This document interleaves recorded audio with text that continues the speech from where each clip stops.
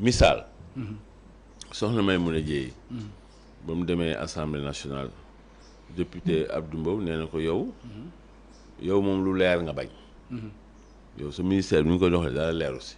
ba pare li ngay def nii dafa mel ni yow da ngay détourner xaalisu Sénégal mooy soxna si moo ko wax de. ma inventé moo ko mu ne moom juróomi milliards la ñu waxoon ne dañ koy jox ñi am ay gaañu wala ñi génn àdduna si événement yi. 2021 2024. bon si juróomi milliards yooyu moom daanaka 1,8 milliard la njëkk a jot après beneen juróom-ñetti milliards génn. ba pare nag mu jël xaalisu ministère am. di ko dawalee loolu. mais xaalisu ministère am mënu ko dawalee loolu Abdou Mbow ne ko lii détournement la. détournement xam nga monumental dafa am ci moo tax ma naan la. ba pare moom moo fi waxoon ne bu fekkee Abass Fall dafa laale si 5 milliards yi ñuy laam-laamee si espagnol yi moo tay. mais xam nga gis nga dafa am lu ñuy wax le karma gis nga Tunkara tout ce qui est en train de se faire actuellement ñu koy def te mu lëndëm tôt ou tard day dellu si waat comme élastique la mbaq la ci yow gis nga cette affaire de victime je pense que waroon nañu mun a bàyyi yoon def liggéeyam. mais moo tax man la ñoom. li ngay wax waroon nañ ko bàyyi ñoom aujourd'hui de l'argent qui est sorti xaalis bu ñu génnee pour ay indemniser je ne sais pas ñan vraiment man tant que waxuma ni Tunkara victime la man du ma mën a considérer ni Tunkara victime la ay bandits ay brigands ay tojkat ay yàqkat ngeen jël jox leen xaalisu Sénégal. mais moo tax ma la tôt ou tard loolu dina leer dañ koy leeral. parce que yow li nga doon wax léegi man la yow séparation des pouvoirs boobu moom moo fi amul lu tax ma jël exemple bii ndax yoon rek moom moo am sañ-sañu ni diw sàngam dañ koo tooñ nañ ko dàmpee nàngam yoon rek a am sañ-sañ mooy judiciaire rek moo ko mën wax exécutif mënu ko wax tey ñoom loolu la ñuy def exécutif moo wax loolu ñu teg ko fan ñu teg ko si jalgat yi li ma la doon wax sànq yow principe ngay demee ñoom demeewuñu principe principe bi nga wax kenn du ko weddi mais ñoom ñoom seen yoon new si li ñu bëgg def moom la ñuy def mu neex leen mu naqar leen yéen Sénégal ñun lii ñu bëgg def ñun lii la ñuy def te lii moo fi am ba pare may mun a jëy leeral ko déjà moom pour man encore une fois de plus li may wax ci manque de maturité politique bi parce que je pense le samedi dernier même premier ministre woo na ko ci kanamu ci seen journée boobu de martyrs et des victimes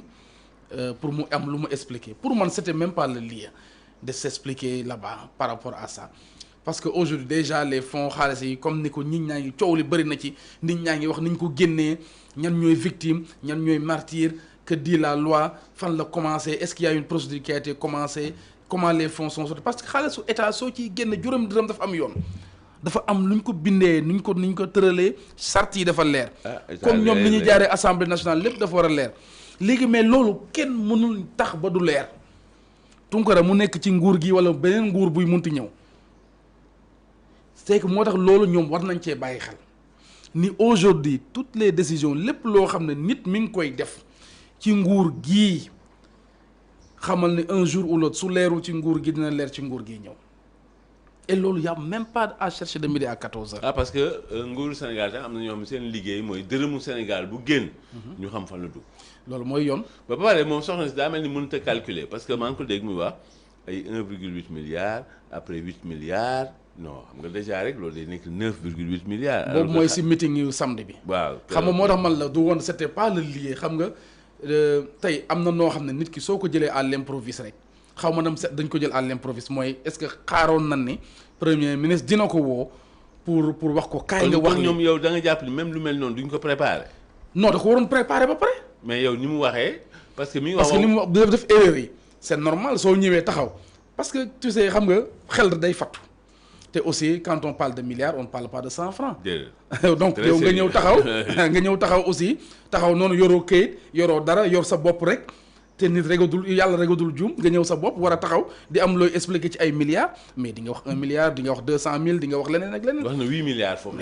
exactement c'est ça 5 milliards la doon nekk. moo tax man la amateurisme boobu moo war a jeex et loolu pour mu jeex le président de la République avec son premier ministre ñoo war a toog siffler la fin de la récréation képp koo xam ne yaa ngi yor ndombay tànk ci réew mi Tunkara dañ la war a càmbar comme nga ñëw def sa diagnostic ñun la lan mooy sa plan lan mooy sa programme fan nga bëgg yóbbu département bi fan nga bëgg yóbbu ministère bi de 2025 à 2026 par exemple 2026 bi ñëw yow budget bii nga wax dañ ko c'est-à-dire dafa war a gën a leer ci bopp doomu aadama yi ba nga xam ne juróomi dërëm bu génn xam nañ fi mu jëm. yow wax naa la rek professeur moom yow ay principe yoo xam ne kenn du ko weddi yow moom ngay demee. moo tax dañu mais Pastef doxewuñu leen noonu. suñ ko deful itam moo tax ngay gis erreur yëpp di am échec yi di am scandale yi di am. li may wax nii ce n'est pas pour l'intérêt du pouvoir ce n'est pas pour l'intérêt de comment on appelle ça de l'opposition mais ndoxalinu réew moo war a demee noonu Tunkara. bon léegi yow su ma la déggee. voilà su ma comprendre mooy yow da nga leen bëgg jox ay dénkaane. da nga bëgg nekk dans une dynamique constructive. positive. de wax leen ban yoon la ñu war a jaar. nga jàpp ne moom la ñu war a jaar. pour réew mi ñu capté ko ni Cheikh Yérim wax. exactement. aywa tey boo nekkoon ci kanamu président ak premier ministre tey lan nga leen di wax. non su ma nekkoon seen kanam dama leen déjà invité à ce que ñu def pas comme on a dit le dialogue national parce que le dialogue national est encore politique mais moi je dis qu'on fasse un diagnostic technique du Sénégal. Diagnostic technique donc il faut qu'on commence par là-bas déjà qu'on voit de 2024 avant 2024 où est-ce qu'était le Sénégal loolu kenn mënu ko effacer ci àdduna. Et qu'on puisse prendre toutes les responsabilités par rapport à ce qui a été fait. Macky Sall def na fi lu baax peut-être def na fi lu baaxul aussi. Il faut qu'on le reconnaisse Tunkara donc c'est-à-dire il faut que ñu ñemee xool la réalité en face qu'on ouvre le livre de ce qui des événements qui se sont passés pendant Macky Sall. Pas seulement comment on appelle ça les échauffourées toj yi yàq yi non pas forcément ça mais qu'on voit dans chaque domaine d'activité dans chaque secteur d'activité Tunkara ministère yaa ngi fi. Les finances sont là et qu'on voit de A à Z qu'est-ce qui a été fait durant Macky Sall. Macky Sall bu muy dem fan la bàyyi point A les enfants les femmes les sports les infrastructures etc. économie fan la ko bàyyi ban point la ko bàyyi et qu'on se dise maintenant aujourd'hui ñun à 2 ans voici xool lii la ñu def fii la ñu toll lii mooy les choses qu'on a faites quelles sont les leçons à en tirer te pour def loolu les 2 ans là il faudra forcément ñoom qu'ils fassent confiance aux Sénégalais qui ont les expertises ñoom ñu ñëw toog réfléchir ak ñoom. loolu foog mu am.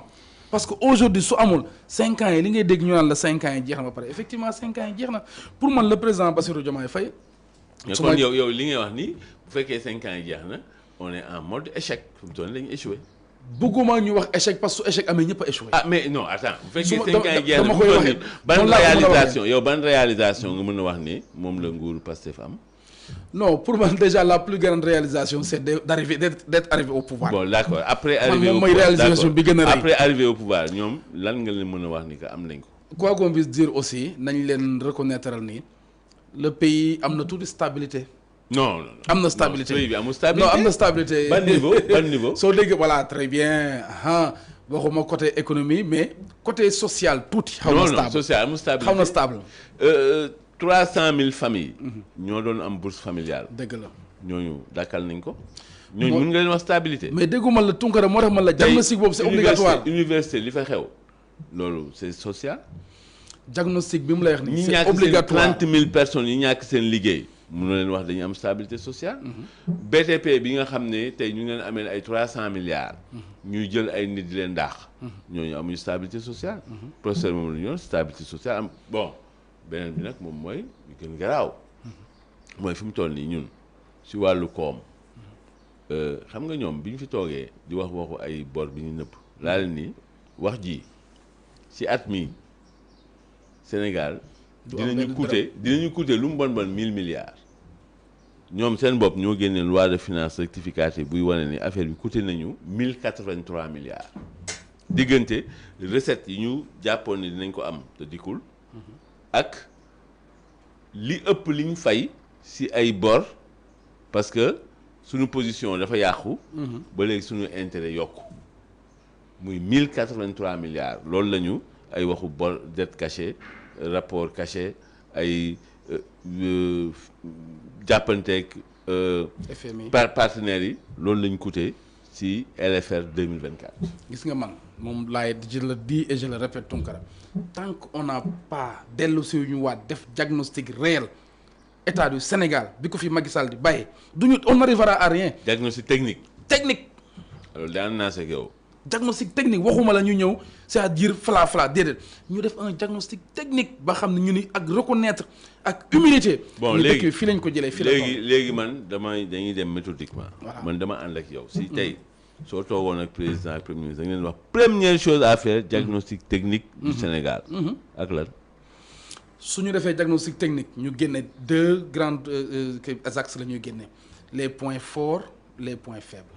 waaw loolu yëpp si diagnostic bi. waaw mais diagnostic bi day génne résultat les résultats ñu analyser ko génne trois grandes priorités parce que on ne peut pas faire 10 priorités mënuñu am 50 priorités mënuñu am priorité 2050 aujourd'hui le pays dafa war a am priorité pour les 3 prochaines années qui viennent te 3 prochaines années yi jeex na ba pare.